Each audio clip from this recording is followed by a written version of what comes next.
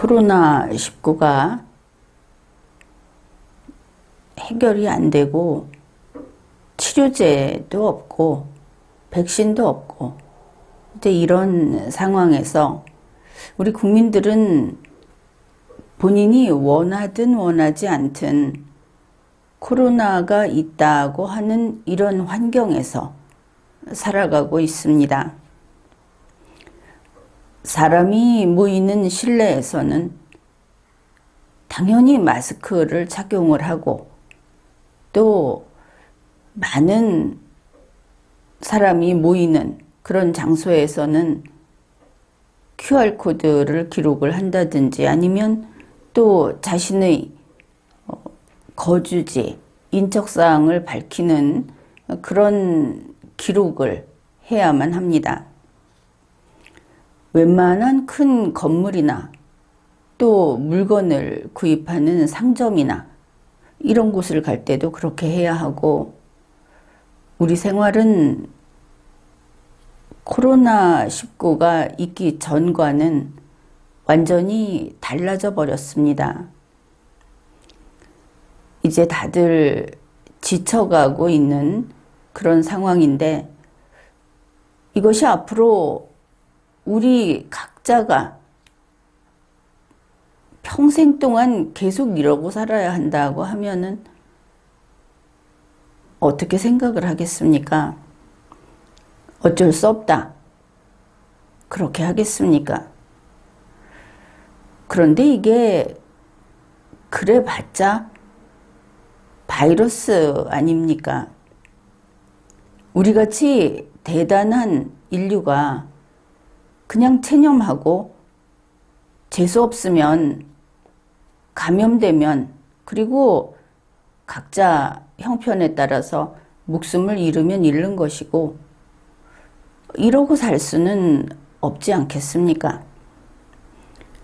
현재 문재인 민주당 정권은 이 코로나19 방역에서 방향을 완전히 잘못 잡았습니다. 이것을 호재로 삼고 지금 보면 불필요한 규제와 통제를 대폭 늘려놓았습니다. 국민들은 피로감을 느끼면서도 그래도 전문가들이 알아서 하겠지. 그렇게 믿는 것도 아니면서 체념하고 메일을 보내고 있습니다. 그런데 그 전문가가 어떻습니까? 정은경 질병청장이 전문으로 하는 것은 도시락 챙기는 것밖에 없지 않습니까? 무엇이 달라졌습니까? 최소한 1년 전하고 비교를 했을 때 보다 합리적으로 그리고 보다 국민이 덜 불편하게 개선된 것이 하나라도 있습니까?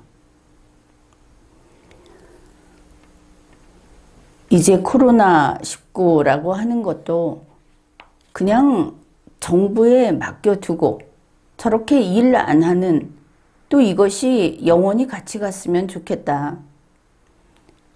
이런 감염병이 있다 보니까 세금을 대폭 늘려도 그리고 정부가 알아서 해주겠다 해도 사람들이 의지심이 생겨서 그냥 봐주고 있더라. 이런 나쁜 버릇을 들여놓았는데 이제 그것을 그만두어야 할 때가 되었습니다. 모든 것은 우리 국민 각자가 알아서 해야 하는 그런 때가 온 것입니다. 더 이상 방치할 수가 없다. 그런 이야기를 하고자 합니다. 코로나19로 인해서 우리 인류는 자유를 잃고 활동의 영역이 축소되는 그런 삶을 살고 있습니다. 심지어 올해 유엔 총회도 화상 회의를 개최할 것이다. 물론 대면 회의도 일부 절충은 하고 있지만 그렇게 된다. 이렇게 이야기가 나왔습니다. 중국 후베이성에서 처음 발견이 된 코비드-19 신종 코로나 바이러스 감염 사태가 전 세계로 확산되고 나서 지금 현재 보면은 8월 31일 현재 전 세계 확진자가 2억 1,700만 명, 그리고 사망자가 451만 명 이렇게 나와 있습니다. 우리 한국은 25만 명, 사망자가 2,284명 이렇게 되어 있습니다. 그러면 이것이 최종 숫자인가? 그렇지 않고 현재 진행형이라는 것이 문제가 됩니다. 특히 문재인 민주당 정권은 백신 수급을 하는데 실패했습니다. 지금과 같은 코로나19 팬데믹 상황에서 백신을 구하지 못하는 정부는 무능한 정부고, 그리고 그것을 단지 행정 책임으로 묶기는 너무나 중대한 실책이다. 그렇게 봅니다. 이렇게 백신도 없는 국가에서 세금을 걷어서 새로운 토목 사업을 벌이고 나라의 경계를 고치고 지역을, 마을을 재구성하고, 이거 지금과 같은 위난 시에 할 일이 아닌 것입니다. 그런데 새해 예산을 내놓으면서 여전히 그러한 어떤 혁신 사업 혹은 새로운 구상, 이 나라를 바꾸는, 변혁하는 데 드는 비용을 계속 쓰겠다, 이렇게 발표를 했습니다. 여러분은 이러한 상황들을 그냥 비판만 하고 넘어가서는 안 됩니다. 그거 나는 원하지 않는다 하는 의사표시를 해야 하는 겁니다. 어디든지 지금 글을 쓰고 의사표시를 할 곳은 많이 있습니다. 개인이 여야를 막론하고 국회의원에게, 장관에게 편지를 보내고 전화를 하고 찾아가고 이런 것들을 해야 하는 것이죠. 보통 말하는 시위라는 것이 아니고 이의 제기를 해야 한다는 겁니다. 이번에 보면은 미국은 백신 기술이 점점 앞으로 나아가고 있습니다. 그동안 화이자, 우리나라도 화이자 들어왔었죠. 그런데 그것은 정상적으로 쓸 수 있는 제품이 들어온 게 아닙니다. 부족하지만 긴급 사용 승인을 받아서 그래서 들어왔던 것입니다. 모더나도 마찬가지입니다. 그랬는데 이번에 미국 FDA에서 8월 23일 화이자 바이오엔테크, 우리가 그냥 화이자라고 부르는 이 백신을 정식 승인 결정을 했습니다. 미국에서 백신이 FDA에서 정식 승인이 된 것은 이번이 처음이라고 하고, 그리고 이 백신은 그 용법이 정해져 있죠. 우리나라에서는 백신을 위탁 생산을 하면서 거기에 바이러스를 더 많이 충전을 한다. 또 그 백신 용기에 담겨 있는 양을 주사기를 잘 써서 몇 번 더 나누어 넣는다. 남아있는 것들을 긁어 모아서 또 놓는다. 이런 이야기들을 하고 있는데, 지금과 같은 기술이 발달된 시대에 밖에 내놓기는 부끄러운 이야기가 분명하죠. 이번에 FDA에서 정식으로 승인한 화이자 백신은 전 연령에 그냥 쓸 수 있는 것이 아닙니다. 정해놓은 대로 써야 하는 것이죠. 그 기준이 만 16살입니다. 만 16살 이상의 개인은 이번에 이 정식 승인이 된 코머네티라고 하는 그 백신을 쓸 수 있다. 이제 그 명칭이 코머네티라고 하는 것으로 시판이 된다고 합니다. 그러면 만 16살 이하는 어떤가? 우리나라는 그 기준도 쉽게 건너뛰죠. 그런데 이것은 엄격한 기준이고, 그러니 거기에 잘 따라야 하는 겁니다. 12살부터 15살까지 12살 이하는 접종할 수 없는 것을 알 수 있습니다. 그리고 특정 면역이 손상된 사람, 이 경우에 그 긴급 승인된 상태, 그 화이자 백신, 그것을 3번째 용량을 투여하는 것, 이것을 허용한다. 그리고 긴급 사용 허가가 계속된다. 무슨 뜻이냐면 화이자 백신은 긴급 사용 허가가 이미 났습니다. 그래서 계속 그 백신 접종을 했는데, 이제 정식 승인이 났다는 것은 어느 범위에서냐 하면은 만 16살 이상의 개인에게, 그리고 코머네티라는 그 이름으로 팔리는 그 백신의 경우에는 정상 승인이 난 것이다. 이렇게 보면 되겠습니다. 우리 한국은 자투리 백신을 접종한다든지 아니면은 땡 처리된 그런 백신을 사 모은다든지 이러고 있죠. 이것은 길게 지속할 수 없는 것이고, 정상 제품을 들여와서 이제 정식 승인이 났으니까 정상 제품을 들여와서 만 16살 이상의 모든 국민에게 백신 접종을 해야 할 겁니다. 그런데 이 백신 접종을 하는 것도 지금 보면은 무슨 나이별로 뭐를 어떻게 하고, 또 이 기준도 아닌 다른 나이를 내세워서 나이별로 하고, 뭐 생일별로 무엇을 어떻게 하고, 게다가 그 분량도 매번 양이 굉장히 적습니다. 현재 큰 소리를 치고 있는데 실제로 이행된 바는 없죠.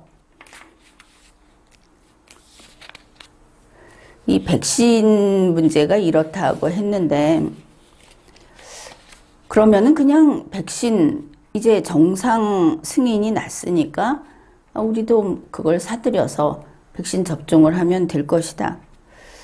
이렇게만 할 수는 없는 것이, 그와 별개로 지금은 이 변이 때문에 또 걱정이 많지 않습니까?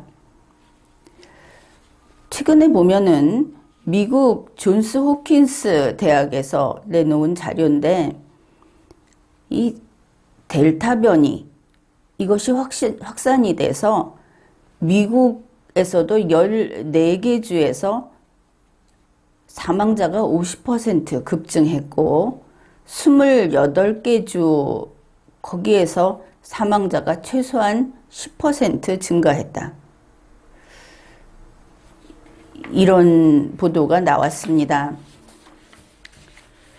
게다가 8월 31일 현재 일본에서 도쿄 의대 그 다케우치 준 교수팀, 거기에서 발표한 것이 있는데, 일본에서는 처음으로, 그리고 전 세계에서 8건 정도 보고가 되어 있었던 그런 N501S라는 변이가 발견됐다 하는 겁니다. 이것이 델타 변이 바이러스라고 하는데 그것이 특징을 보면은 영국에서 처음으로 발견이 됐던 알파 변이 N501Y하고 비슷한 그렇지만 그것과 똑같은 것은 아닌 이런 델타 변이가 발견이 된 겁니다. 일본에서 이 유전자 특징을 잘 연구를 해보니까 일본 내에서 변이가 일어났다. 그렇게 이야기를 하고 있고 지금으로서는 이것이 감염력이 어떤지 하는 것도 아직은 알 수 없다고 합니다.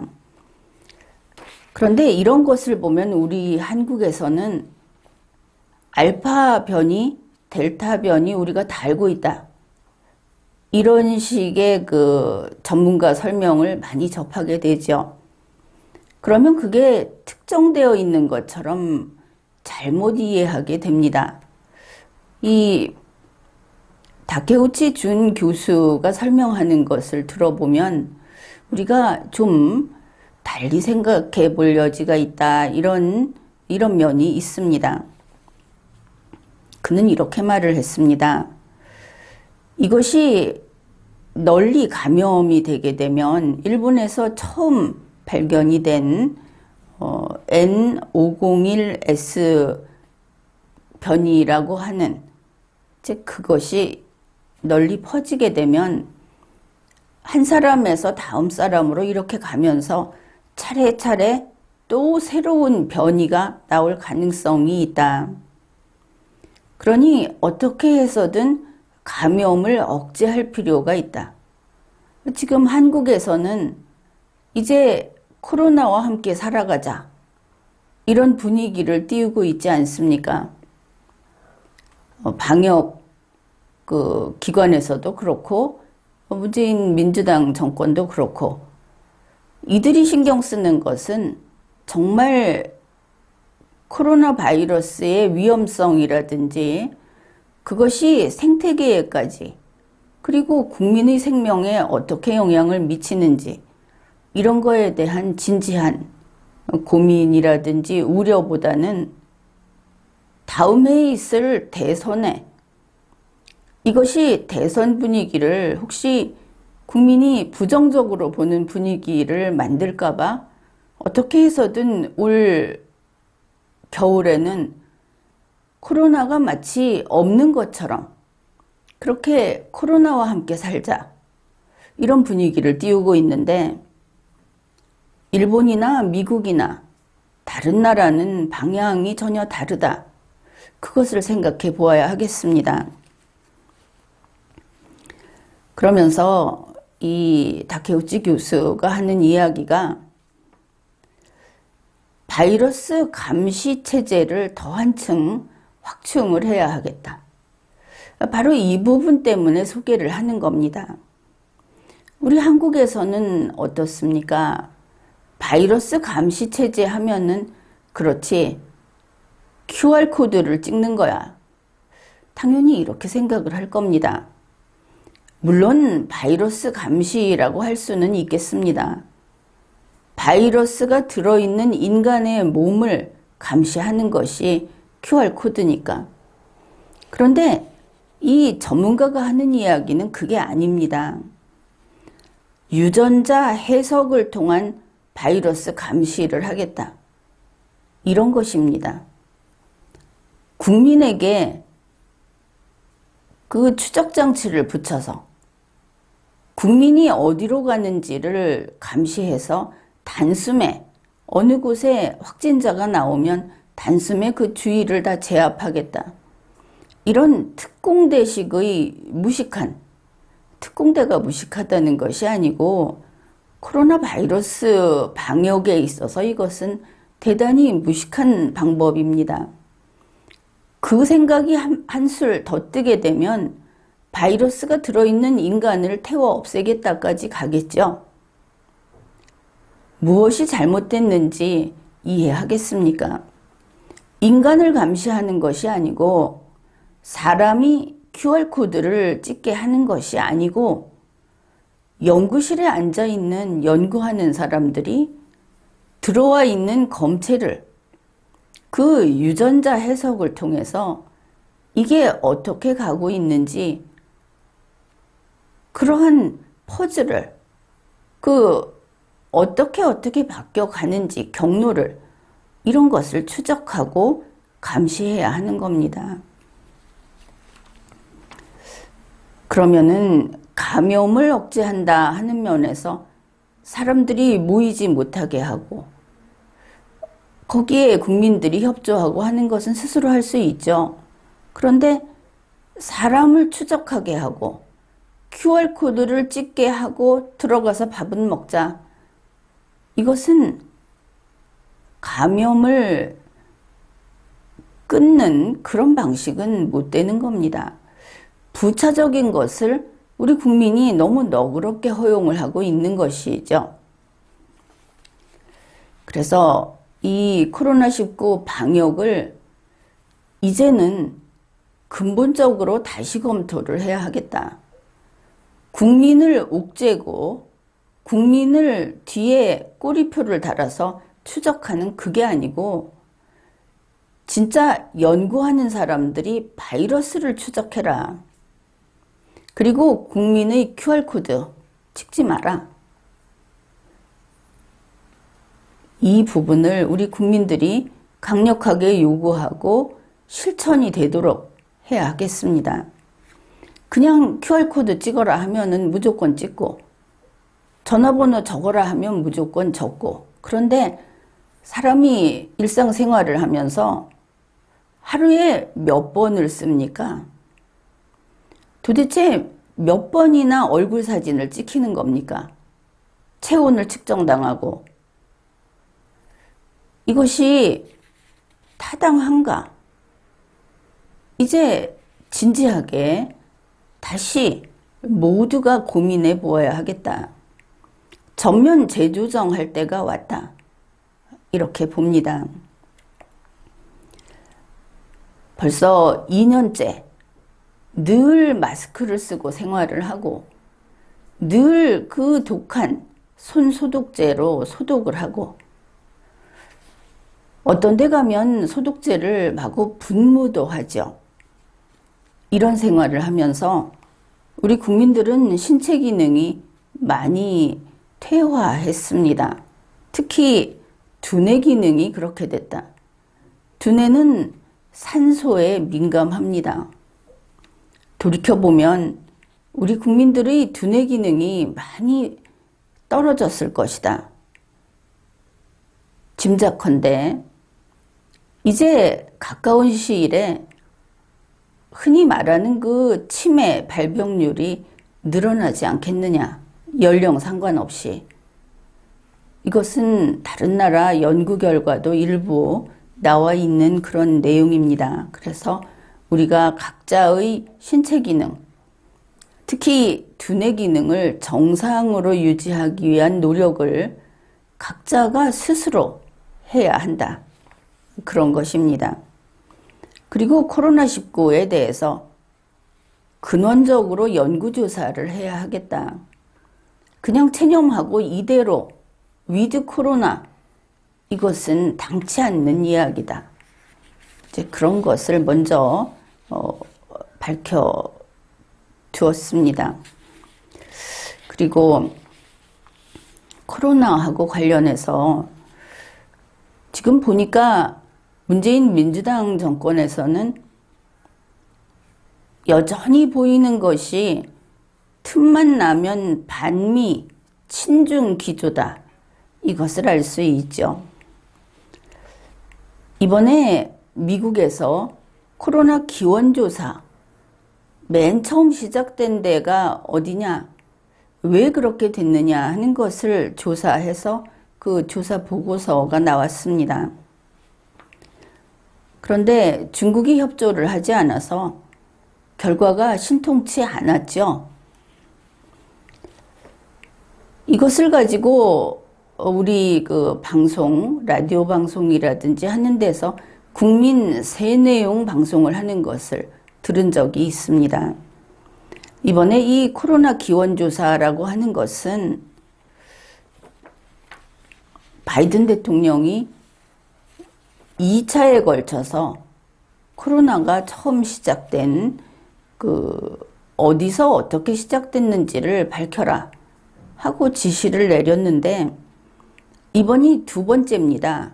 그래서 90일간 합동조사를 해서 보고서를 냈는데 이 조사를 한 것이 정보기관들이 모여서 했다고 하죠.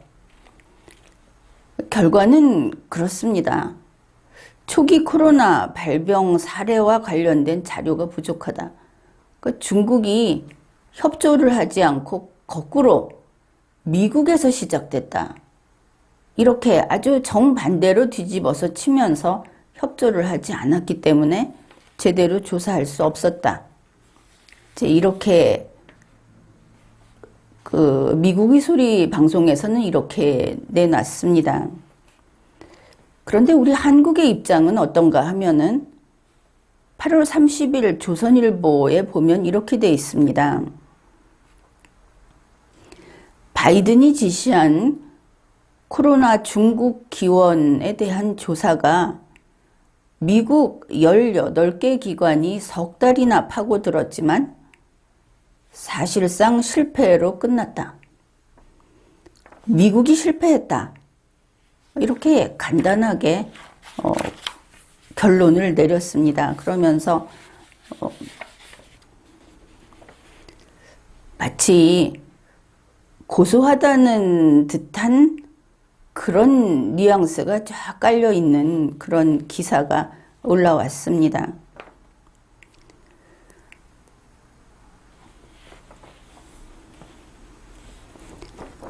그런데 미국이 실패했다고 하면서 조선일보가 끝에 달아놓은 평이 이렇습니다.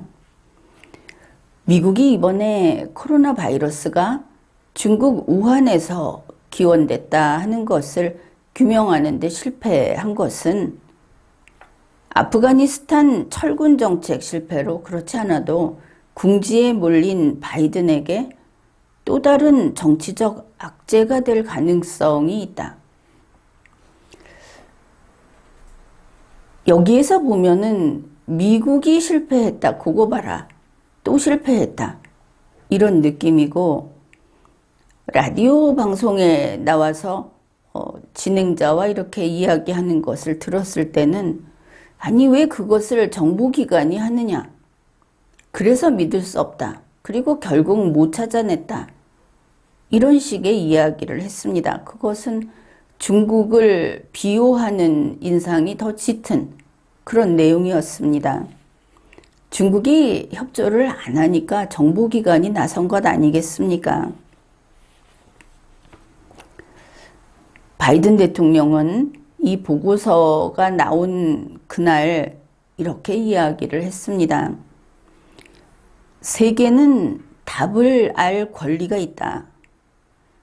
나는 해답을 얻을 때까지 멈추지 않을 것이다. 그런데 이러한 바이든 대통령의 주장, 고집이 반드시 쓸데없는 것만은 아니다. 이 부분을 생각해야 합니다. 우리 한국의 입장은 그럼 무엇인가? 지금과 같이 코로나19가 우리 전체 국민 그리고 전 인류의 삶을